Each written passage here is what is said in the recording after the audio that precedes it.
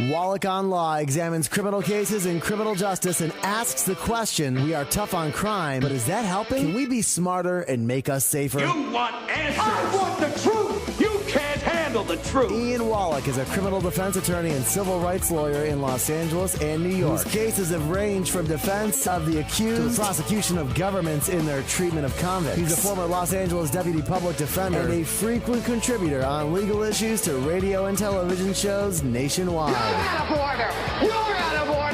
The whole trial is out of order! We're going to need a bigger this country. Our courts are the great levelers. In our courts, all men are created equal. This is Wallach on Law. Here's your host, Ian Wallach. Hey everybody, thank you for joining us here on Wallach on Law. I'm your host, Ian Wallach, and today we're going to be talking about what happens when law enforcement officers come in contact with the mentally ill.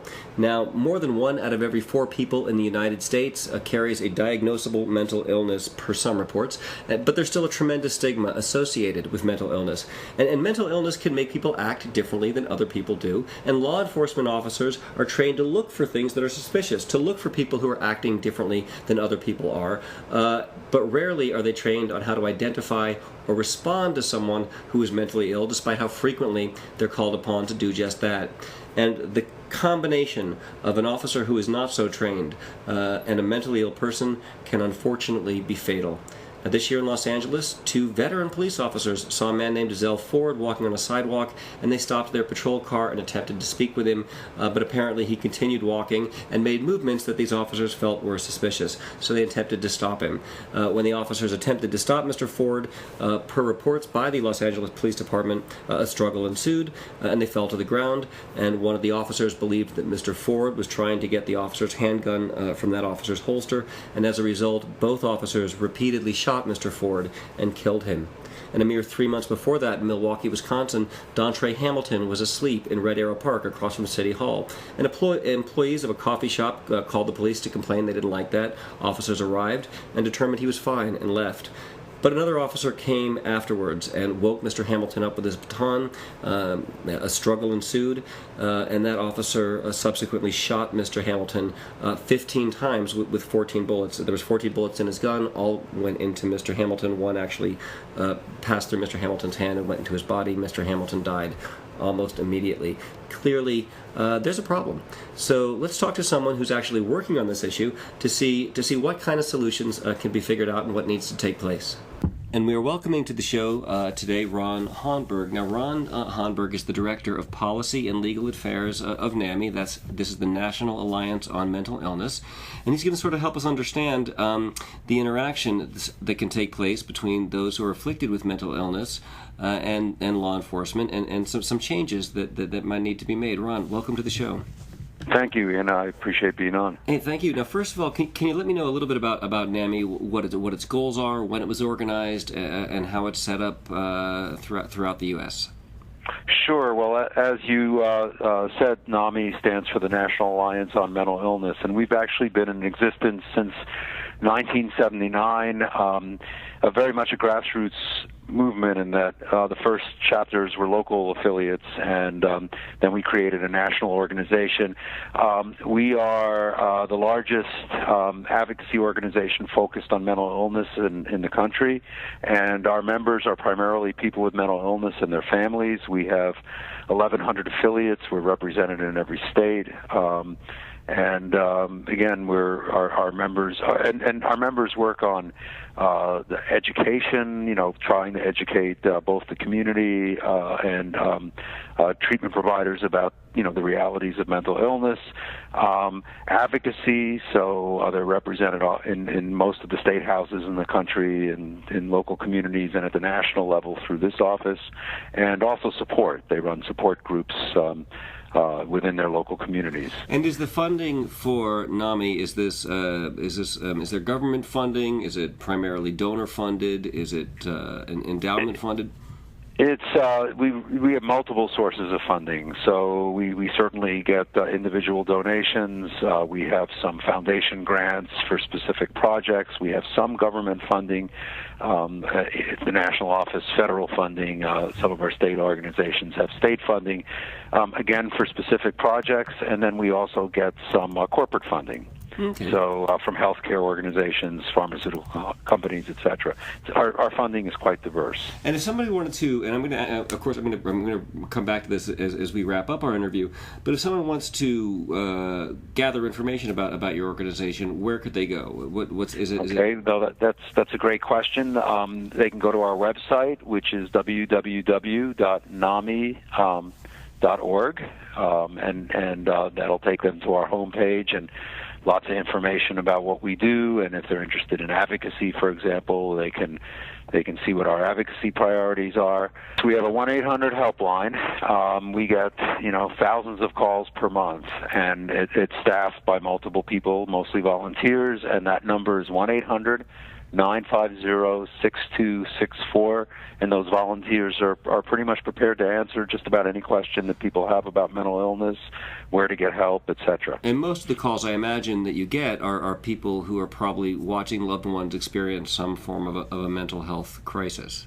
Yeah, or family members. And the sad reality is that, because there still is a real stigma and taboo surrounding mental illness, we don't talk about mental illnesses like schizophrenia, bipolar disorder, major depression in the same way we do about heart disease, cancer, diabetes. So why do you think that is? That has always fascinated me. I mean, I can have, my work is primarily in criminal defense, and a large part of that is in indigent criminal defense, and mental health issues are unfortunately run rampant, in the indigent community. And this, when I tell people, hey, listen, why don't you go see a shrink? Why don't you go see a doctor? They look at me like I'm crazy, like I'm asking them to do something that's totally socially unaccepted. Why do you think we have the stigma associated with mental illness that we don't have associated with physical illness?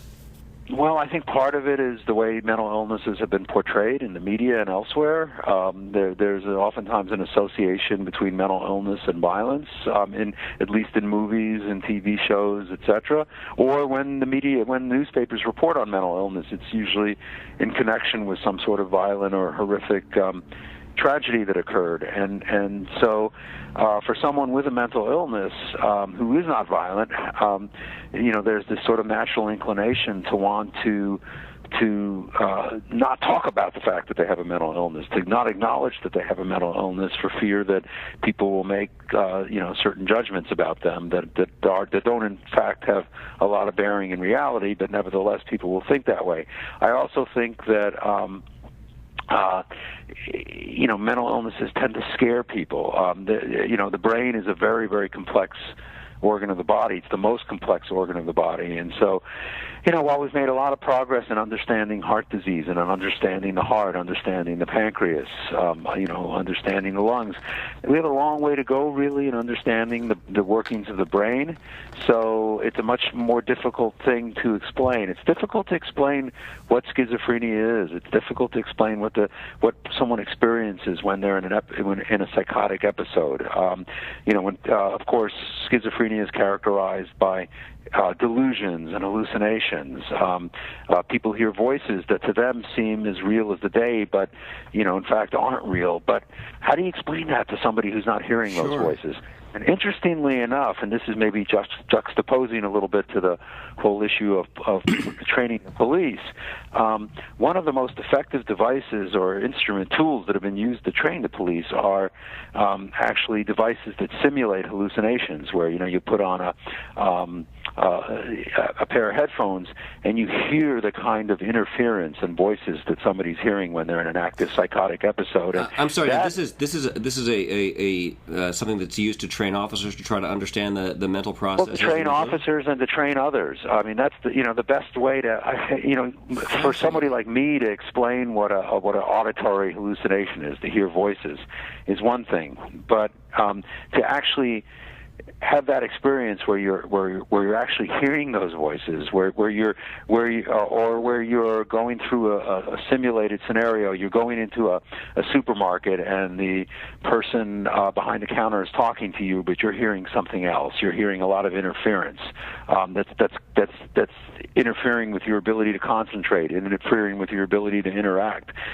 To actually go through that simulation teaches people more and helps people understand much more effectively than some psychiatrist trying to explain. That sounds incredibly valuable, and it also doesn't sound like it would be terribly expensive to implement.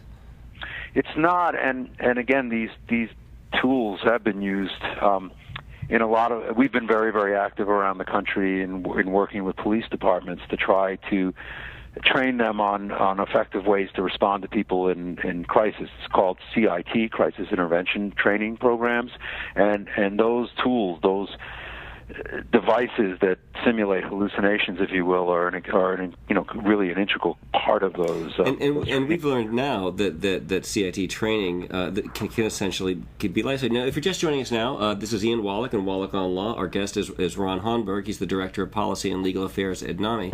And we were talking about CIT training, or as you referred to it as, I believe it's critical incident training? No, it's actually crisis intervention training. Intervention training. I apologize. Yes. Okay. That's okay. And in the past several months, we've seen a series of absolutely horrific interactions, or the results of interactions between individuals who are afflicted with mental illness and law enforcement officers. We had an incident in Santa Barbara. We had the death of Azelle Ford here in Los Angeles. We had the death of Dontre Hamilton in Milwaukee. Each of these incidents shared the following component, which is someone who experiences mental illness and thinks differently and may, as a result, act differently than the norm, coming into contact with law enforcement officers and a resulting fatality. It is becoming a national problem. It's a quiet problem, potentially because of the stigma associated with mental illness, but a genuine problem nevertheless. What can we do to teach armed officers to be aware of and how to interact with individuals who may be going through psychotic episodes, or may just have a mental illness that makes them act slightly differently than other people would? Yeah. Well, first of all, I've become very appreciative over the years that police officers have the toughest job in the world. We ask them to deal with situations that most of us don't have to deal with in our day-to-day lives, and their jobs can be dangerous.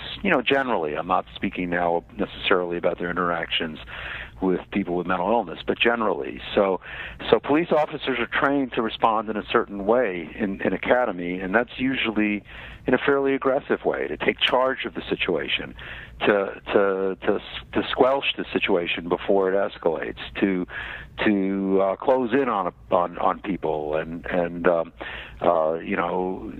repress the situation from escalating. That is probably for someone who is in the midst of a psychotic episode, is somebody with schizophrenia who is extremely paranoid and maybe having delusions that the FBI or the CIA are after them, and maybe homeless, maybe using drugs or alcohol as a form of self-medication. That kind of response is equivalent to pouring gasoline on a fire, feeds right into the person's fears and paranoia, and may precipitate an aggressive response on the part of the individual, not because they're necessarily inherently aggressive, but because they really believe that these people who are yelling at them, who are surrounding them, who are closing in on them, are a major threat to them.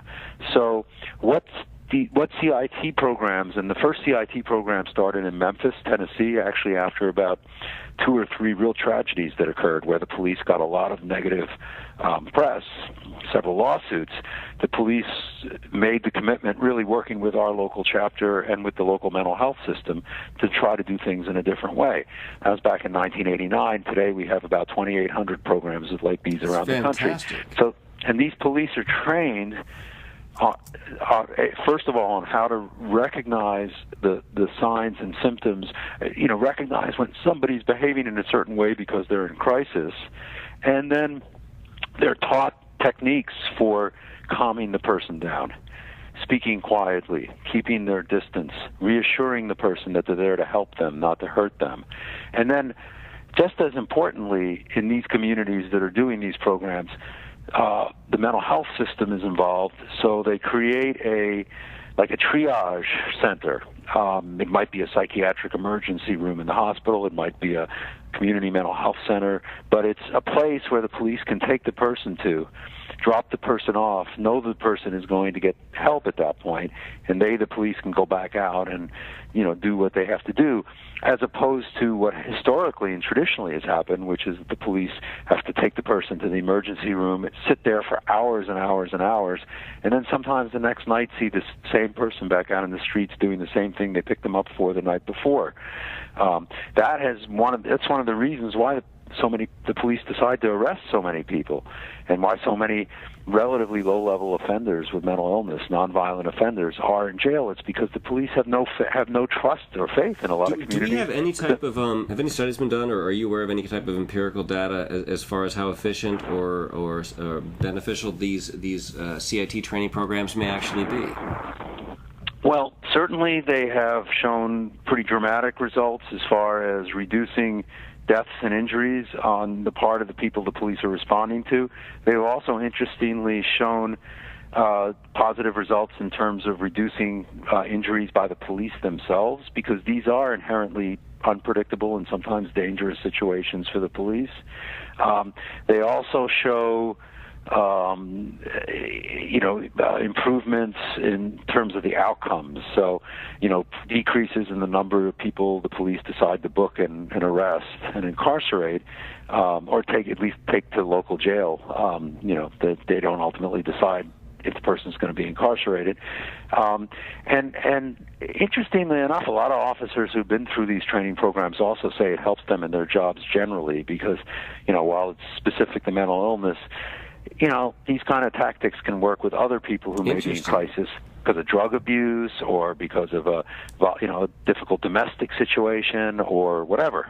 Fascinating. If you're just joining us right now, this is Ian Wallach and Wallach on Law. Our guest is Ron Hodberg. He's the Director of Policy and Legal Affairs at NAMI, the National Alliance on Mental Illness. It also, I would imagine that, and I'm not trying to feed you a softball answer, but I probably am, I would imagine that the economic benefits to society for this type of training must be tremendous as well. It's probably infinitely better to interact safely with someone, or to get someone into a place where they can receive some type of mental health or medical treatment for an illness, than it would be to take someone, book them, incarcerate them, hold them, prosecute them for criminal conduct, etc. Well, that's a great point. I mean, ultimately, it's less expensive to treat people and stabilize them and keep them stable than it is to arrest and incarcerate them, because, for one thing, incarceration, again, usually does nothing because of the circumstances of incarceration. I mean, jails and prisons have been characterized as de facto mental health treatment facilities, but that's a misnomer, because most of them aren't set up at all to be provide effective treatment. I want to add to that. The Department of Justice in May of this year issued a report that was related to the number of mentally ill inmate suicides at one particular prison in downtown Los Angeles. And I know that. I'm very familiar with that report. It's the Men's Central Jail, Twin Towers. And we actually we had Judge Smerling on to talk about how the program now to address that, which is to build a super jail with tons more beds, it makes no sense in light of spending that same amount of money on treatment centers. And yes, that jail is. I mean, I visit that jail on a regular basis. It is frightening, and it has been our de facto mental illness facility. And the Department of Justice actually said that the conditions were so bad that it increased rather than decreased the risk of suicide, which was just shocking. Yeah, and I don't want to digress or take you away from what you want to talk about, but on the Twin Towers case, it's interesting. There is this discussion and somewhat of a disagreement taking place about whether the resources should be put into treating people in the community versus building a new jail that can more effectively provide treatment. And it's a little bit of a difficult issue for us because while we certainly would like to see as many people as possible be out in the community, and that's the goal here, jail diversion, there are some people who are inevitably going to be incarcerated, maybe some people who have been charged with more serious crimes, or people who have to at least remain in jail until a suitable treatment program is found to them. And we do want to make sure that while they're incarcerated, they receive humane treatment. So, it's not necessarily an either-or proposition, though I realize in a day and age of finite resources, hard decisions have to be made. Now, if someone had someone close to them who was afflicted with a mental illness, and they wanted to try to help that person or try to help you, how could they reach out to you? How could they reach out to NAMI? Yeah. Okay, well, we have, as I said, affiliates pretty much throughout the country. So what we advise people to do is, when they contact us, we usually try to put them in touch with our local affiliate because our people at the local level are the one, these are, again, mostly families of people with mental illnesses or people with mental illnesses themselves. So they know the local system. They know how it works or doesn't work. They know who the key players are. Plus, they may run a support group. And so, for a family, for example, it can be tremendously beneficial to go to a support group and just meet other families who are going through similar things. Or to be educated, we assume psychiatrists will educate family members or people who have these illnesses themselves about what the illnesses are. I mean, if you're being treated for cancer, usually your doctor will educate you about what it means and what the prospects are and what the risks and benefits of the medications are. We're improving in psychiatry, but we still have a long way to go. So it's really important, I think, to get hooked up with a support system locally and to meet other people who have walked the walk, so to speak. There's a growing peer support movement in the mental health field. People who have been diagnosed themselves, but who have achieved a level of recovery and who are devoted to sort of helping others, negotiate those same challenges. So again, getting involved at the local level is really key. But as I mentioned earlier, if they want to contact us, we can certainly put them in touch with the local group, and that's through our website, www.nami.org, or through our helpline, which is, I gave the number earlier, 1-800-950-6264. Now, I also know, and one thing that I was so impressed with is I did come in contact with a family who had lost someone in relation to an officer-related shooting. And they connected with the NAMI office in Milwaukee, and were absolutely embraced in such a surprising and warm way. And it seems like a place where people who've been dealing with this thing, which does have a stigma, which we hopefully one day can be able to overcome, can go to find support in a variety of ways. Support socially, support as far as obtaining psychological services. I mean, it seems like there's generally incredibly good people who are volunteering at NAMI offices throughout the country. Well, yeah, definitely true, and I'm always happy to hear stories like the one you just told. And the other thing that's important for your listeners to be aware of is that mental illness. There's a perception that if you're diagnosed with a serious mental illness, your life is over. Your life is going to be one of misery. And again, that's how mental illness is frequently portrayed. But the reality is that recovery for a lot of people is very possible. There are treatments that work. People do. I've met thousands and thousands of people over the years who have overcome the symptoms of their illnesses. While they still might experience them, they're informed consumers. They know how to deal with them. They know maybe when their medication needs to be adjusted, or whatever, and they really recover to the point that they can live productive, meaningful lives, have jobs, live independently, marry, etc. It doesn't mean it's not a life sentence to misery anymore, and that's something that's another reason why it's so important to get involved in a support system. Let me ask you, in closing, we only have about 2 minutes left, and again, if you're joining us, this is Wallach on Law. We're speaking with Ron Honberg of NAMI.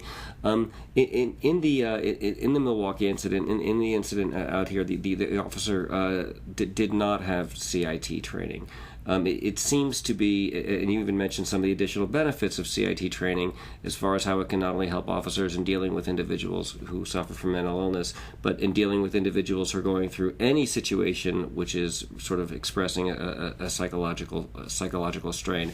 What could a listener do if they wanted more law enforcement officers to undergo this training that seems to be so beneficial?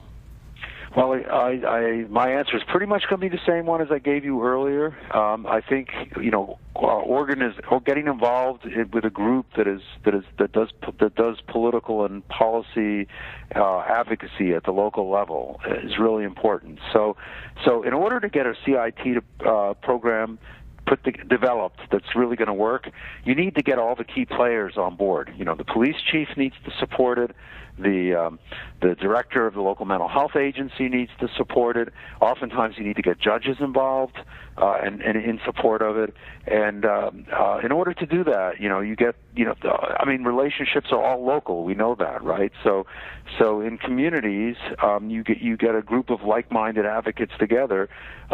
They utilize their contacts. They utilize the political process, their relationships, etc., to effectuate change, and all it really takes is one sort of key local leader who believes in it to make things happen and to turn things around. And you guys have set this up. And the other thing is that you have to. I'm sorry. No, you guys have set this. Now you said that there's how many of these programs that are put together?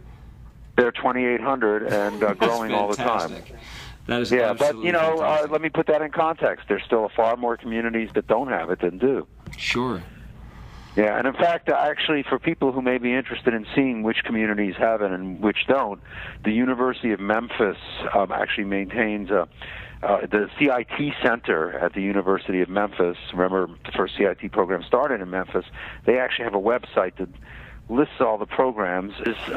CIT is www.cit.memphis.edu. And that will take you right to the CIT Center, and there is a great map on there that a person can click around on and see if their community has a CIT program. And I guess people are going to be able to draw some pretty powerful conclusions by when these more tragic incidents occur, to see if such programs are in place where these incidents happen. Right. And of course, once you create one of these programs, you also have to sustain it. That's also important. We've seen a lot of communities start them, and then the chief changes, and the key players move on, and then all of a sudden, it lapses. And so sustaining, like any other great program, you have to sustain it. Ron, thank you so much for not only for what you do and for your education and for your combating against the stigma, also for this work that NAMI is doing in promoting first responder training. It's actually clearly going to save lives. Thank you so much. Thank you so much. Well, Ian, thank you for having me and for doing a show on this important topic. Absolutely, my pleasure. If you want to know more about NAMI, the National Alliance on Mental Illness, you can go to www.nami.org. All right, everybody, that's going to wrap up this week's edition of Wallach on Law, but I want to leave you with some closing thoughts. First, this is a real issue. Okay, I presently have 2 cases right now involving officers who shot individuals who were mentally ill. One resulted in a fatality, the other fortunately didn't. But these individuals, there was no evidence of separate criminal conduct. They weren't doing anything other than just suffering from their illness when this happened. It's a real problem. And second, when an officer kills someone who's mentally ill, it doesn't necessarily mean that officers are evil or cruel. cruel. It just means that we, as a society, need to provide some form of better training. One of the downsides to any officer-involved shooting is there becomes this distrust of law enforcement officers in general, and that's simply just unfair, unwise. It doesn't get us anywhere. Most officers are out there doing what they're doing because they believe that they're keeping society safe, and we need them to keep our society safe. So we have to find some solution to make this interaction safer pretty much for everyone. And lastly, these people who suffer from mental illness, these are our brothers, these are our sisters, these are our friends and our family. So on our next episode of Wallach on Law, we're going to be speaking with the family of Dontre Hamilton, who was killed in Red Arrow Park, and they're going to tell you how they are living with his dying. Now, if you have some thoughts you want to share, please send them to me at change@renovatejustice.com. And renovatejustice.com, that's my blog on criminal justice reform. And you can also reach me at wallachlegal.com. Special thanks to my producers, Ryan McCormick and Mark Goldman in New York, and to Ron Honberg of NAMI for spending his time here. And thanks to you for listening, because for listening and speaking, we might actually get to do some fixing. Until next time, let's keep using our heads, let's stop using our hate, and let's talk soon.